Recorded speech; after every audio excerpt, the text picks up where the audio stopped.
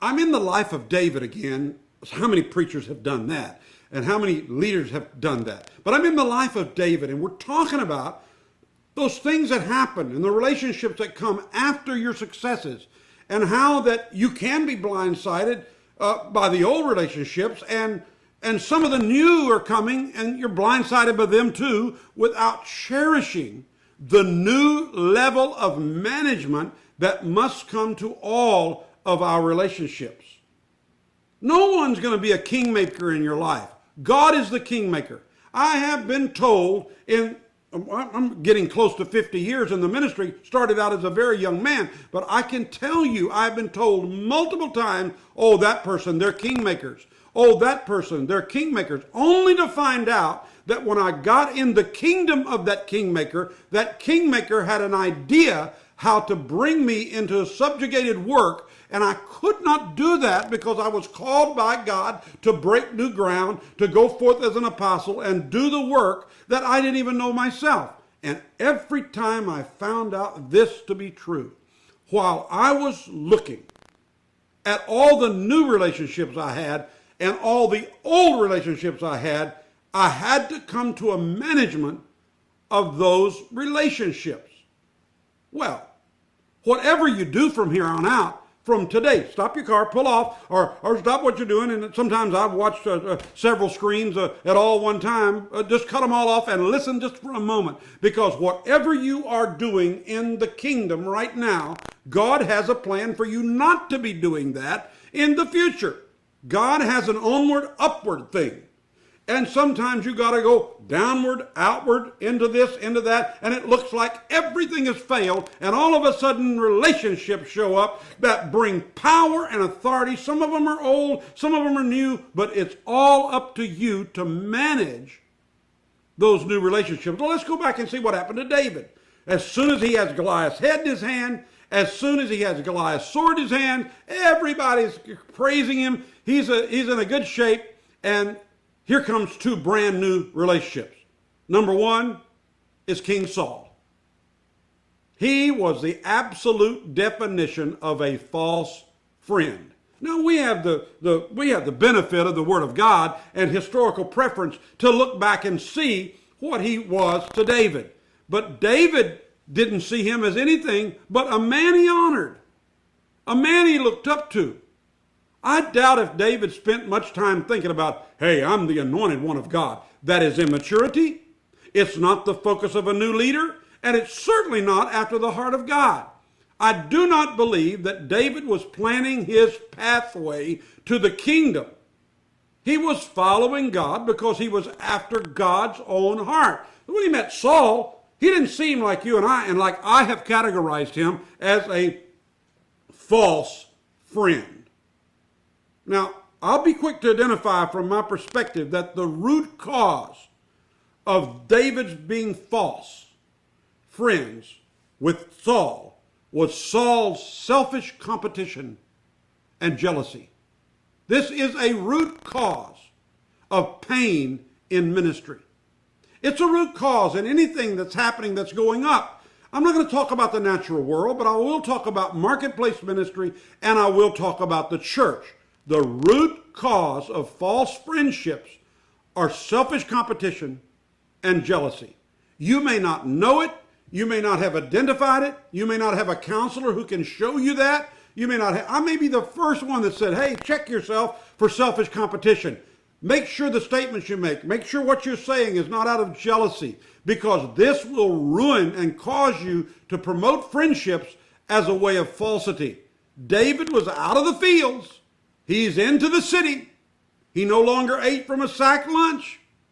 He brought that sack lunch from necessity because he was a long way from the house with the sheep, and some days out for days at a time, and he ate by the firesides. He protected the sheep, but now he is flourishing in the restaurants with all preference and all the accolades of the joy of winning. Wow, can you imagine? Can you imagine a boy that had made all the little stories up and all the Psalms and all the things we cherish and love and all that great mind sitting out under a tree of the idyllic of the sheep, and now he's in the restaurants of the kingdom. They're shouting, they're laughing, the wine is flowing, the program, the joy of winning was there. and along comes a new friend. Don't tell me that Saul did not have many warriors that he gave preference to. He honored them. They were great men. We could name some, and we'll seek to do in later things, bring out a few of those. But I can tell you, Saul saw something in David that he had to bring to the party. So first of all, Saul sought to befriend him. Be careful who seeks to befriend you. You don't find out about false friends until a long time out. Do you know that even till this day, I am friends with some people that I know that our relationship began as a false friendship, but through careful management of relationships, I have brought it to a true relationship. Now, I don't hold myself all up in that because the fields are strewn of you and I, of people that we have left in our relationships. We just weren't able to make it happen. The Bible's, I've never struck anyone like Peter did. I think they say he popped to Saul.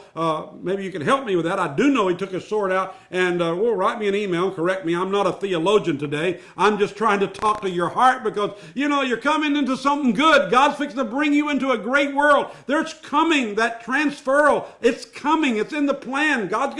He's got a backup party waiting on you. But now Saul wants to bring him to the party.